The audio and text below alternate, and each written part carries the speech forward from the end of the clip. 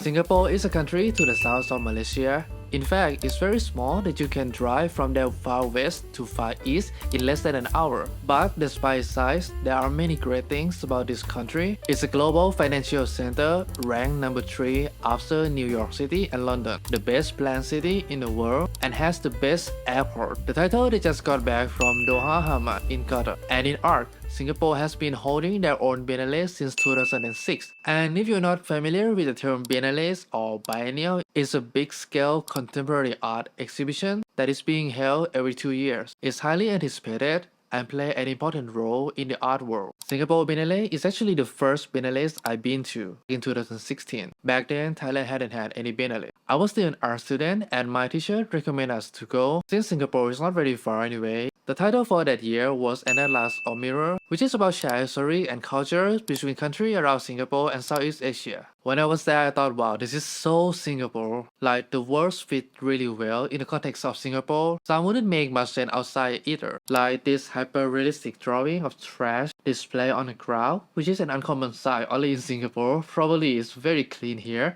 mainly thanks to their very strict law and insanely high fine on littering. This replica of a bomb shelter, which every household here are required to have. Since Singapore is a small country, if a war happened, the situation could escalate very quickly. So this is one of the ways they deal with it. This piece about Sir Stamford Raffles, known as the father of modern Singapore, the work gives the fictional story of a mythical creature that led his ship to Singapore. And on March 2023, I came back to Singapore again for their 7th edition of Singapore Biennale titled Natasha. How they give a person name to the exhibition suggests that this exhibition could be about people, and indeed is about collaboration and intimacy between people. I started my journey to this Biennale from their main venue, Singapore Art Museum or SAM. But it's not the same place I went to in 2016, which is this colonial style building inside the city. The building has been under renovation since 2017, so SAM has been moved to Tanjong Pagar District Park, a building inside Tanjong Pagar Port. The exhibition was on the first floor and the 5th floor. On the first floor, I met the first artworks unexpectedly. I thought it was just water tanks, but then they started seeing something. Could be the text on this paper next to it, which are the names of the water source, as the work is titled Names of Water. And next to it are these small houses titled Fermentation House. They were scattered in many venues and some have these stickers that you can take. Both of the works are from Nina Bell F. House Museums, presented by a group of artists from Casco Art Institute from Netherlands. In the project Working for Commons, which questioned social norm and structure. Then the tour began and our guide took us to start it on the 5th floor, with the first work by Indonesian artist who has the same name with his Biennale, Natasha.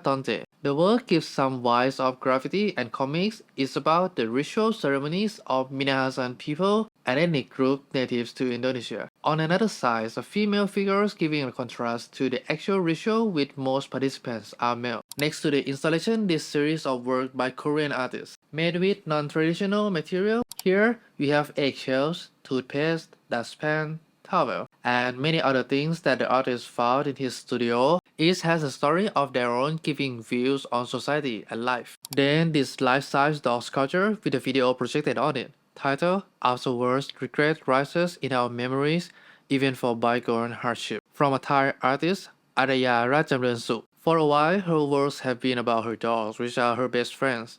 On the first floor, there are more of her works. This dog head sculpture resembles her dog, with the text from her book, yet she also a writer. And this video recording the times her dog spent in her house, titled Dog's Palatial House. I would say her works feel like fragments of the time she spent with her dog. They are quite nostalgic, romantic, and sad at the same time. We are moving to the next room. The piece that caught my eyes is this waterfall videos being projected on the wall. The big waterfall and this miniature paper cutout of political and military leaders, giving the stories about the connection between politics and nature. Specifically, it's about the naming and renamings of waterfalls in the Middle Eastern region. Next, a series of 4 installations, air cut into song, broadcast the weather report from Lazarus Island, which is another venue for this Biennale. The work explores the histories of reading weathers. It gets me to think about how weathers means to Singapore, even though it's just hot and rain, which is quite similar to Thailand. Talk about rain, this next work is a series of 20 paintings titled The Flood by Iraqi artists. is about a massive flood in Germany. The last piece on this floor is this immersive video and sound installation titled The Vicious Sea by Singaporean artist Ong Kian Peng. He developed these works while he was an artist in residence in Jordan, exploring the impact from the climate change connected to the Dead Sea and the environment surrounding it. Back to the first floor, in the main venue, is this piece titled Get to the Point by Singaporean artist Alcadafer. Not sure how I should pronounce it, but I try. Its bright colors totally reminds me of the children's car toys in a mall, and on its sides are photos of construction. So to me the work represents the rise of construction, which is constantly happening to make the city becomes better, and the pink soldier could be the people who lead the development. Once we set foot inside the main space, we met with this drawing by Korean artist group Bright Workroom. They are made by neurodivergent artists. Next, these two sculptures titled The Hybrid Intermediates by Korean artist Hager Yang. They can be moved and created a subtle metallic sound during their activation or their performance by moving them slowly. They feel like some kind of ritual related to shamanism or some similar rituals. This installation titled Heart of an Angel by Cambodian artist Kanita Thit consists of many everyday objects contributed by the artist's neighbors. It reminds me of the house in countryside which feels exactly like this, and right next to it, a small room with an installation titled Tales of the Ember by Norwegian artists. It was inspired by a traditional Sami weaving method, which the artist has the background with. Then, this immersive installation titled Talking in Trees, like shadows through leaves. It was very calm inside, like a meditative area, and the last piece here about the opium heroin trade and use from the artist's perspective. The next day I went to the old Sam building. They utilized the construction hoarding to be part of the Biennale. The work is titled Iceland-wide coverage, with pictures about construction like the work in the main venue. It gets me to think that this construction hoarding is something that covers all of the Singapore. Then in the 8Q, which is another building that is part of Singapore Art Museum, it has another hoarding work titled Draw to Play. It has many geometry that is part of several children's games, so children can play and interact with each other. It was inspired by the strict safety measure during the pandemic that makes everyone disconnected from each other. One of the highlights for the Singapore Biennale is the artworks that are exhibited on the islands to the south, making us know that Singapore is not just one big island, but also includes other small islands. It's also what I like about the Biennale, how they get us to travel to the place that we wouldn't normally go, and we could see the artworks and the place themselves. The boat took me to Lazarus Island, and this is the first piece I found, titled Earthing Potatoes by two artists from Peru and Sweden. It's centered around potato, which is a common food, and its relation around the world. Then this cute installation piece of moose deer, made with cement, surrounding a banyan tree, which is an actual tree combining the wooden structure, is titled in Malaysian, meaning the moose deer comes before the banyan tree. In various Malaysian fables, the moose deer is a symbol of intelligence, with the banyan tree being a symbol of life. The next day I went to another venue, which is this building, number 22 Orchard Road. This piece by Saudi Arabian artist Sarah Abu Abdallah. It's a big painting with collage photos. She referenced gender roles and female experience into this work. This multidisciplinary piece, it has this painting and the videos contemplates about lives and death, giving the conceptual realms as we are being guided.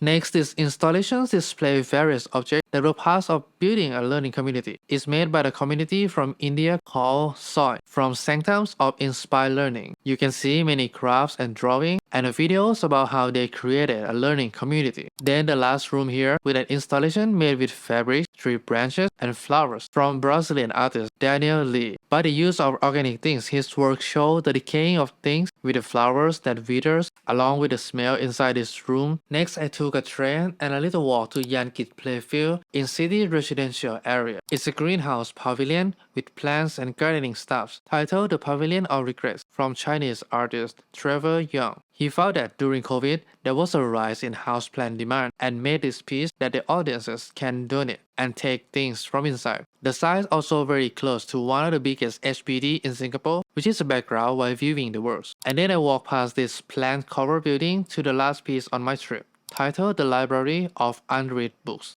by Malaysian artist Herman Chong. The library has been on the move since 2016 and still ongoing. For this Biennale is inside International Plaza building, Every book inside will once belong to someone who never read them and eventually got donated for this project, making them become public property that anyone can come to read. Well, that concludes my experience in the Singapore Biennale. But since I was already there, I decided to also visit other places. The first one being National Gallery, Singapore. The buildings are former Supreme Court and City Hall, with some rooms are preserved, like this one still look like a courtroom. Their iconic artworks is this oil painting from 19th century titled Forest Fire by Raden Saleh, who is hailed as the father of modern Indonesian paintings. In front of the gallery is this open field called the Padang, which is a Malay word for field. Considering that Singapore doesn't have much land, you can see that this field is quite important. Then I went to Fort Canning Park, now famous for this tree tunnel. Although it looks really great in photo, it's not really that impressive in person. But what I found very impressive is the park itself. It's a huge contrast to the city with buildings and skyscrapers. It's literally a forest inside a city. After that, I took the bus to the famous Durian building, Esplanade Theatre, mainly about performing art. When I was there, they have these puppets and props exhibited. They are part of the show by Paper Moon Puppet Theatre from Indonesia. Esplanade also has some visual arts exhibit like this one title they mentioned with these structures that plays with our perception. And these pieces that look like 3D printing but actually were made with cable ties. And this installation titled Landscape, it has several abstract soil painting with videos projected on them. It was very serene. Maybe living in the city make us yearn and appreciate nature more. And that's everything. Although I didn't talk about every artwork there are other artworks which you can check out from their website. You can also go there to further explore the work I talk about. And what I think about this Singapore Biennale is that it's probably not the best. I actually wait to talk about this in the end so that maybe you can judge it by yourself before you hear what I think. Also, before I went there, I have so many people who said that it's bad. But I try to not really take it to the heart because I haven't seen the real thing. So after I see the real thing, I kinda agree. Some works are good on their own, maybe if we see them as a solo exhibition. But the way they put them with the theme and everything, it doesn't really come out that well. In the end, the pieces that I found them pretty good are the site-specific ones, not in the gallery space. But anyway, art is very subjective. You don't really need to listen to me or anyone. It's always better to judge them by yourselves. You might agree or disagree with me, but that's just the beauty of art, and also why it's difficult too. But anyway, my trip to Singapore is quite satisfying. The city has very nice view, and walking along the river is what I love the most. Maybe partially because you can't do that in Bangkok. I also like to visit their malls even though I didn't buy anything because they are so expensive. I just went there to escape the heat. Funny story, I said the word hot and expensive literally every day. And those are actually the words I would define Singapore. But it's not all bad, it's also very convenient. Everything's are in the places they should be. They really live up to the titles of being the best planned city in the world. It's clean everywhere, there are so many parks. They also have many hawker centers where you can find affordable food. And the food is pretty good too. I hope you enjoyed this art exhibition and my trip in this little island country. And maybe pay them a visit sometime. Maybe visit the next Art SG. It's an art fair in Singapore that they just started this year. I didn't get a chance to go though, but everyone that been there said that it's very good. And I see you again in the next video.